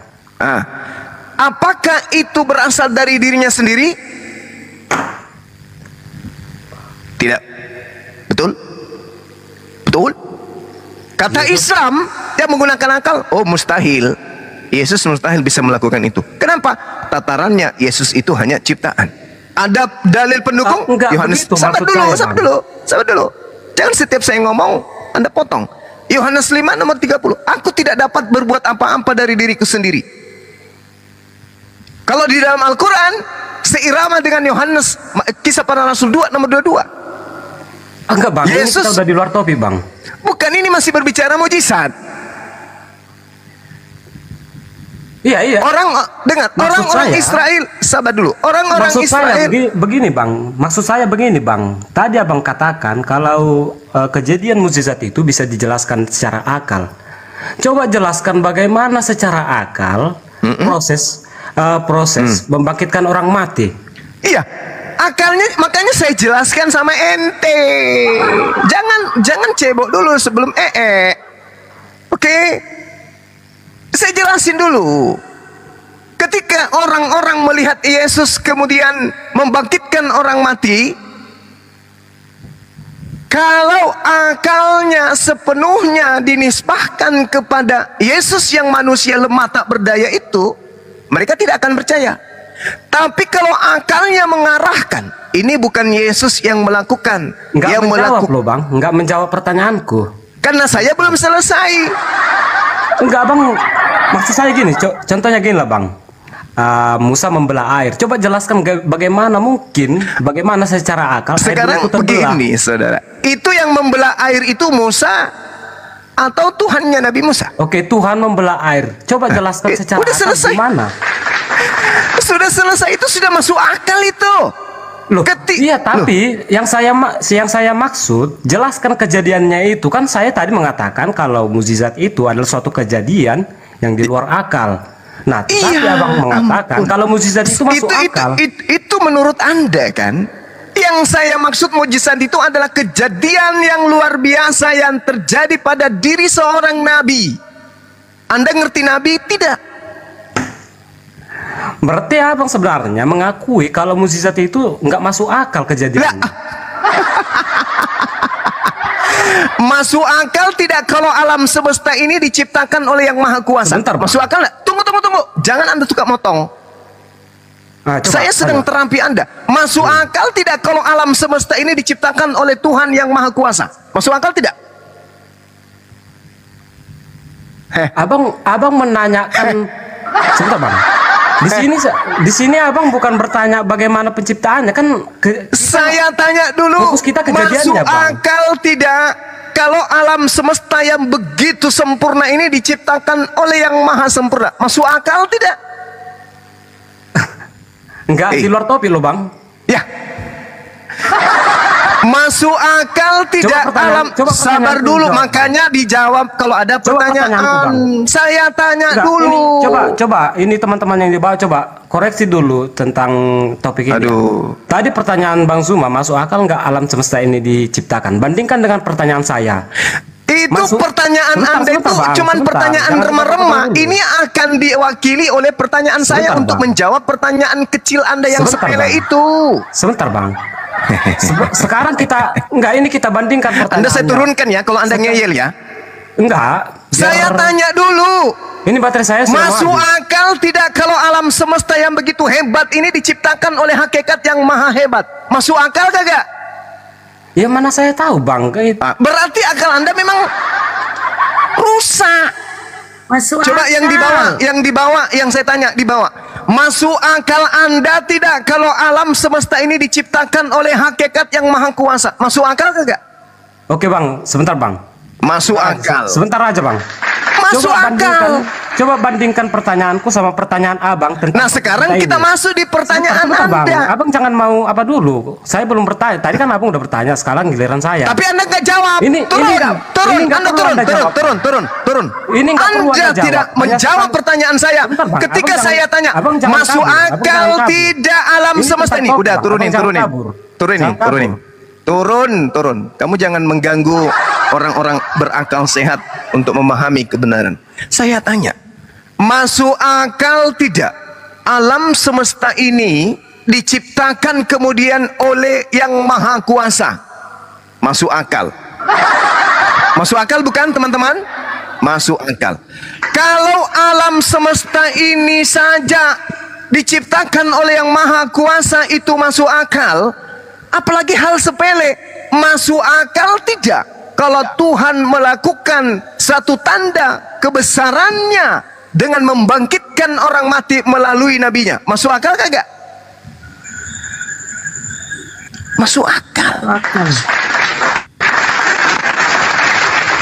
Alam semesta yang begitu dahsyat. Alam semesta yang begitu dahsyat. Tuhan bisa perlakukan apapun terhadap alam semesta ini. Sanggup Tuhan itu. Masuk akal. Karena dimensinya dimensi Khalik, pencipta, yang mengadakan segala sesuatunya. Itu hal yang paling besar yang ada dalam kehidupan kita. Nah sekarang hal kecil, masuk akal tidak ketika Tuhan membangkitkan orang mati melalui nabinya? Loh, alam semesta ini aja masuk akal, apalagi hal sepele kayak begitu. Masalahnya orang-orang Kristen ini menjadi Kristen, yang mana Kristen ini adalah aliran kepercayaan, tidak percaya diri dengan agamanya. Kenapa? Karena aliran kepercayaan yang bernama Kristen itu tidak masuk akal. Itu loh jawabannya. Oh enggak Bang Suma, apapun yang Anda uraikan, saya katakan itu tidak masuk akal. Kenapa? Karena agama Kristen, aliran kepercayaan yang bernama Kristen itu tidak bisa diterima dengan akal sehat. Kita harus sedeng dulu baru bisa menjadi Kristen. Selesai perkara. Kalau itu yang menjadi acuan Anda. Kalau Anda mengatakan tidak masuk akal, itulah yang saya katakan, cuplis, Anda cukup percaya iblis, maka menjadilah Anda Kristen. Mohon maaf sekali. Ini pembuktian dengan data-data akurat. Oke? Alam semesta ini masuk akal tidak diciptakan sama hakikat yang Maha Kuasa? Iya masuk akal. Masuk akal tidak kalau Musa itu membelah lautan oleh karena diizinkan oleh Tuhan yang Maha Kuasa? Masuk akal. Masuk akal tidak Yesus yang anak bayi tadinya itu mampu kemudian membangkitkan orang mati? Masuk akal tidak? Masuk akal. Kok bisa kayak gitu? Karena yang melakukan itu adalah Tuhannya melalui perantaraan dirinya. Masuk akal. Akui aja bahwa untuk menjadi Kristen tidak boleh menggunakan akal. Selesai kita. Baru kita maklumi, oh kalian memang sebarisan makhluk yang unik, yang diberi akal tapi tidak difungsikan. Demikian.